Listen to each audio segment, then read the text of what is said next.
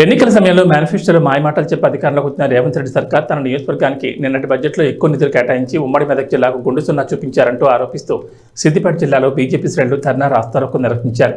దీంతో పెద్ద ఎత్తున రోడ్డుకు రెండు వైపులా వాహనాలు నిలిచిపోయాయి. విషయం తెలుసుకున్న పోలీసులు సంఘటనా స్థలానికి చేరుకుని బీజేపీ నాయకులను అరెస్ట్ చేశారు.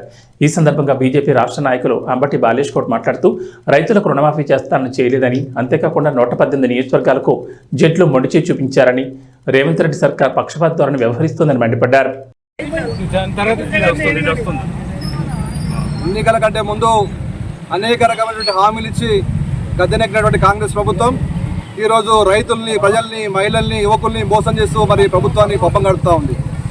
నిన్న ప్రకటించినటువంటి బడ్జెట్లో మరి రైతాంగానికి ఆ రోజు హామీ ఇచ్చినటువంటి మరి రైతు భరోసాకు నిధులేవి, అదేవిధంగా మరి రుణమాఫీ కోసం మొన్న తూతు మంత్రంగా కొంతమందికి మాత్రమే రుణమాఫీ చేస్తూ ₹1,00,000 వరకు రుణమాఫీ చేస్తూ ఈరోజు మరి పెద్ద మొత్తంలో ఉన్నటువంటి రుణమాఫీ డబ్బుల్ని మరి బడ్జెట్లో కేటాయించకుండా మరి మరోసారి రైతులను మోసం చేసేందుకు మరి కాంగ్రెస్ పార్టీ కుట్ర చేస్తూ ఉంది.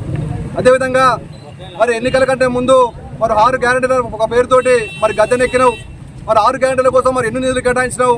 మరి 6 గ్యారెంటీల లోపల మరి పెన్షన్ రూపాయలు ₹4,000 పెంచాలని చెప్పినటువంటి ప్రభుత్వం మరి పెన్షన్ల కోసం మరి డబ్బు ఎంత కేటాయించింది ఈ నిధుల లోపల మరి ప్రజలకు తెలియజేయాలి. అదేవిధంగా మరి ప్రతి మహిళకు ₹2,500 ప్రతి మహిళకు ఇస్తామని చెప్పిండ్రు. మరి ఆ కేటాయింపులు కూడా మరి బడ్జెట్లో కేటాయించలేదు.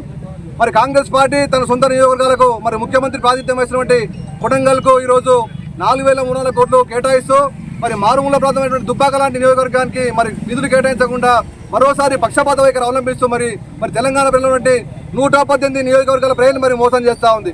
ఇటువంటి కాంగ్రెస్ పార్టీ చర్యల్ని మరి భారతీయ జనతా పార్టీ ఎక్కడికక్కడ ఎండగడుతూ ఈరోజు రాష్ట్ర వ్యాప్తంగా నిరసనలు చేపడతా ఉన్నాం.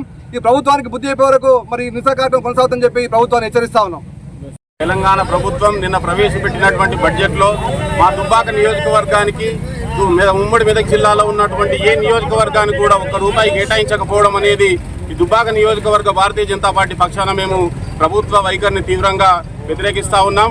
ప్రభుత్వము అన్ని ప్రాంతాలకు సమానంగా చూడాల్సింది పోయి తన నియోజకవర్గానికి ముఖ్యమంత్రి కేవలం ఒక్క నియోజకవర్గానికి 4,300 కోట్లు కేటాయించుకొని మిగతా నియోజకవర్గాలన్నింటినీ అన్ని ప్రాంతాల డబ్బులు దోసుకొని ఒక నియోజకవర్గానికే పెట్టుకొని మిగతా ప్రాంతాలన్నీ ఎడారిగా చేయాలని చెప్పి చూస్తున్నాడు. ఈ రేవంత్ రెడ్డి ప్రభుత్వం ఈ విధంగా కొనసాగే పరిస్థితి లేదు. ప్రజల నుంచి ఈ రోజు రేవంత్ రెడ్డికి తీవ్ర వ్యతిరేకత వస్తుంది. అన్ని ప్రాంతాలని సమగ్ర దృష్టితో చూడాల్సినటువంటి ప్రభుత్వము ఒక్క ప్రాంతాన్ని, ఒక్క నియోజకవర్గాన్ని అభివృద్ధి చేసుకునే విధంగా ఉంటే ప్రజలు క్షమించరు. ఎంబడే దుబ్బాక నియోజకవర్గానికి తక్షణమే 5,000 కోట్లు కేటాయించి దుబ్బాక నియోజకవర్గ అభివృద్ధికి పాల్పడాలని చెప్పేసి భారతీయ జనతా పార్టీ దుబ్బాక నియోజకవర్గ పక్షాన మేము డిమాండ్ చేస్తా ఉన్నాం.